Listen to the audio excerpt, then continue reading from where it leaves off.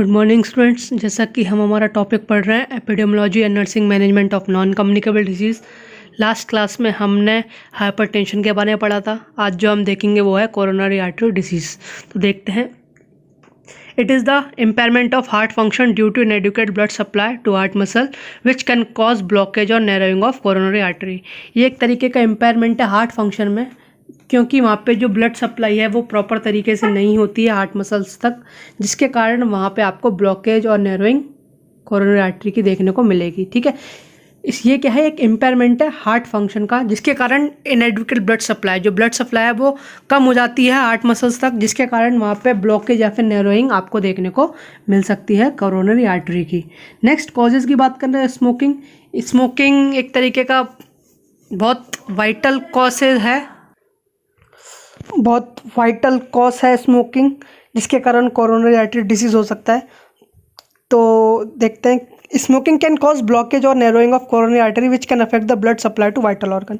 जो स्मोकिंग, जब कोई इंसान स्मोक करता है तो कहीं ना कहीं जो स्मोकिंग है, जो स्मोकिंग का जो हम बोलते हैं धुआं होता है, वो कहीं ना कहीं जो कोरोनरी आर्टरी है उसको ब्लॉक कर देता है या फिर नैरो कर देता है, जिसके कारण जो ब्लड सप्लाई होती है वाइटल ऑर्गन्स तक वो अफेक्ट हो जाती है। और स्मोकिंग, हम जब कोई भी सिगरेट का पैकेट होता है उसमें लिखा होता है कि smoking is injurious to health, लेकिन लोग वह पढ़े हुए लिखे होके भी अनपढ़ जैसी काम करते हैं। तो कहीं ना कहीं ये लोगों को सोचना पड़ेगा कि किस चीज़, ऐसी कौन कौन सी चीज़ें जो हमारी हेल्थ को डिटोरेट कर सकती हैं और ऐसी कौन कौन सी चीज़ें जो हमारी हेल्थ को प्रमोट कर सकती हैं। तो उन लोगों को चीज़ों का चुनाव करना होगा कि ऐसी कौन सी चीज़ें जो हमारी हेल्थ को प्रमोट कर सकती है, ना कि डिटोरिएट करे।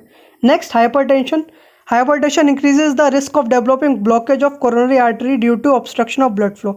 हाइपरटेंशन एक तरीके का रिस्क है, फैक्टर हम बोल सकते हैं, जो डेवलप हो जाता है, जिसमें क्या है, ब्लॉकेज हो जाता है कोरोनरी आर्टरी में due to obstruction of blood flow. जैसे ही ब्लड फ्लो का ऑब्स्ट्रक्शन होगा तो कहीं ना कहीं ब्लॉकेज वहाँ पे आपको देखने को मिलेगा, तो जिसके कारण जो ब्लड फ्लो है वो ऑब्स्ट्रक्ट हो जाएगा और हमारी बॉडी तक सर्कुलेट नहीं हो पाएगा। तो हाइपरटेंशन भी एक तरीके का रिस्क है जो आपको कोरोनरी आर्टरी डिजीज़ दे सकता है। Next, obesity. The risk of developing coronary artery disease is more seen in person who is having obesity. Obesity also leads to development of hypertension which is a cause of coronary artery disease. अब obesity की बात करेंगे, किसी इंसान के अंदर ज़्यादा OBCs है, ज़्यादा वो मोटापा है उसके अंदर, तो कहीं ना कहीं जो कोलेस्ट्रॉल लेवल है वो भी उसमें ज़्यादा होगा।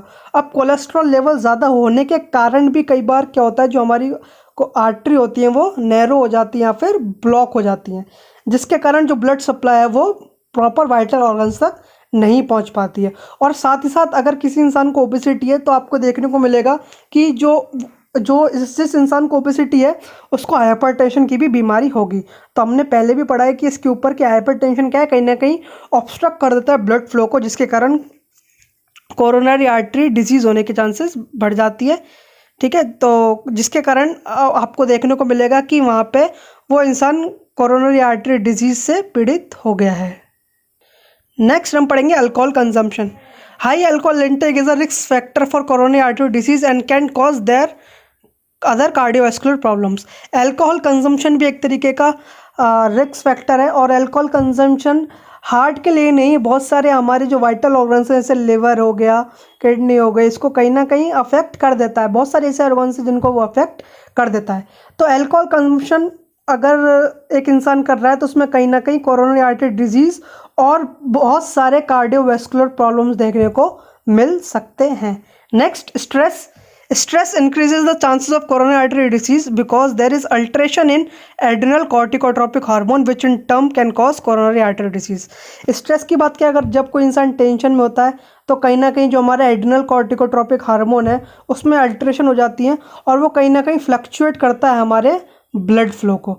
और जैसे आपका ब्लड फ्लो फ्लक्चुएट होगा और जैसे आपका ब्लड फ्लो जहाँ तक आपके ऑर्गन जिनको ज़रूरत है वहाँ तक पंप नहीं कर पाएगा, वहाँ तक नहीं पहुँच पाएगा, तो कहीं ना कहीं आपको बहुत सारे डिजीज़ का सामना करना पड़ सकता है।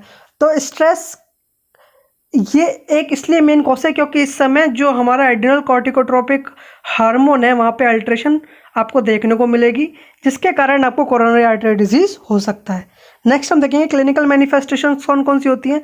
तो सबसे पहले एंजाइना पेक्टोरिस आपको देखने को मिल सकता है, इसमें ब्रेडिकार्डिया देखने को मिल सकता है, टेकिकार्डिया देखने को मिल सकता है, shortness of breath, fatigue, sleeplessness, headache, nausea, इससे आपको देखने को मिल सकते हैं। डायग्नोसिस की बात करें तो हिस्ट्री टेकिंग आप सबसे फर्स्ट एंड फॉरमोस्ट पार्ट होता है डायग्नोसिस का, हिस्ट्री टेकिंग। उसके बाद आप फिजिकल एग्जामिनेशन कर सकते हो।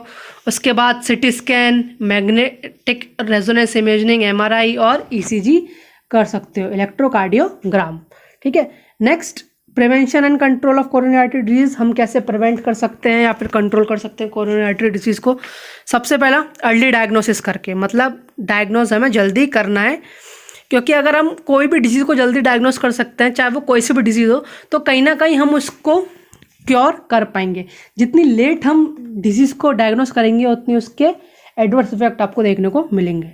तो the cases of coronary artery disease can be identify by the causes which have listed above. हम उसको अबव जैसे लिस्टेड कॉज हैं, जैसे अगर कोई इंसान स्मोकिंग करता है, अल्कोहल है, स्ट्रेस्ड है, ओबेस है, तो हम उनके फिजिकल एग्जामिनेशन करके, हिस्ट्री टेकिंग लेके, सिटी स्कैन, एमआरआई करके उनको आइडेंटिफाई कर सकते हैं। The individual who have coronary artery disease should be treated by medication, surgery and we should educate them to do exercise.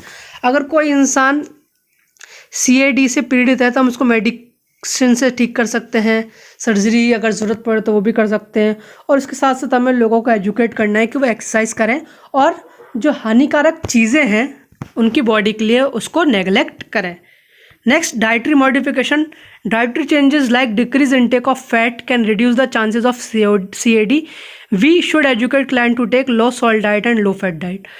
Dietary modification में अगर कोई इंसान फैट का इंटेक कम करता है तो उसमें कहीं ना कहीं CAD के चांसेस कम हो जाते हैं, क्योंकि जैसे अगर आप फैट की ज़्यादा मात्रा लेंगे और अगर आप एनर्जी यूज़ नहीं कर रहे हैं अपनी बॉडी की, तो वो कहीं ना कहीं जो फैट है वो डिपॉजिट होता जाएगा और वो आगे जाके ओबेसिटी में कॉज कर सकता है। अगर आपको ओबेसिटी हो जाती है तो कहीं ना कहीं जो आपका कोलेस्ट्रॉल लेवल है वो बढ़ जाता है। कोलेस्ट्रॉल लेवल के बढ़ने के साथ साथ आपको हाइपरटेंशन भी हो सकता है, जो कहीं ना कहीं आपकी जो आर्टरी है उनको ब्लॉक कर देगा। नेक्स्ट हम बात करेंगे regular checkup. The individual who are at risk और suffering with coronary artery disease should get their blood pressure checked because hypertension can lead to CAD। Regular health checkup एक तरीके का प्रिवेंशन है। इसके लिए अगर कोई इंसान रिस्क पे है जो इसको CAD हो सकता है, वो अपना रेगुलर ब्लड प्रेशर चेक करवा सकते हैं, या फिर बहुत सारे डायग्नोस्टिक एवेल्यूशन जैसे कि सिटी स्कैन, MRI ये सब करवा सकते हैं अगर वो अफोर्ड कर सकते हो तो।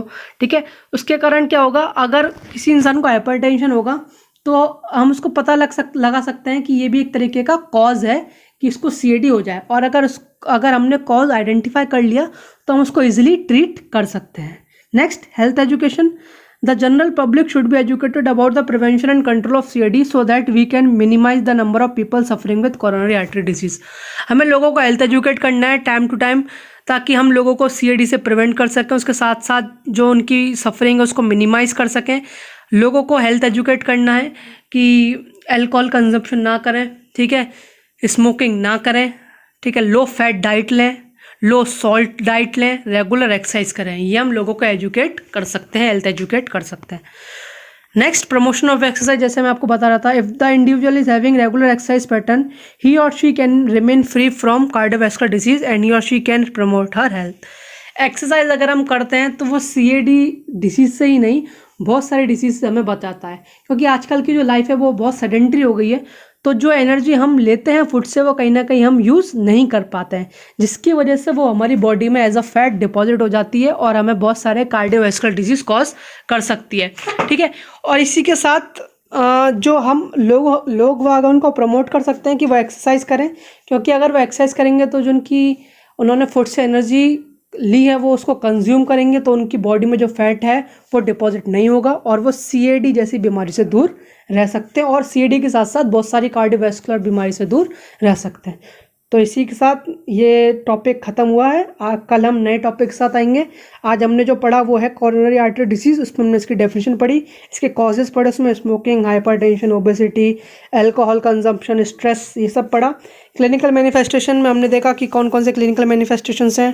फिर हमने डायग्नोसिस देखे, इसमें history taking, physical examination, CT scan, MRI, ECG देखा। फिर हमने प्रिवेंशन एंड कंट्रोल देखा, सबसे पहले अर्ली डायग्नोसिस, और फिर डाइटरी मॉडिफिकेशन, हम कैसे कैसे डाइट को मॉडिफाई कर सकते हैं, रेगुलर चेकअप के लिए लोगों को एजुकेट कर सकते हैं, और हेल्थ एजुकेट कर सकते हैं लोगों को कि वो अल्कोहल कंज्यूम ना करें, स्मोकिंग ना करें, लो फैट डाइट लें, लो सॉल्ट डाइट लें, रेगुलर एक्सरसाइज करें। नेक्स्ट था फिर promotion of exercise. Next class में या नेक्स्ट क्लास में हम एक नए टॉपिक के बारे में बात करेंगे। तो thank you and have a nice day.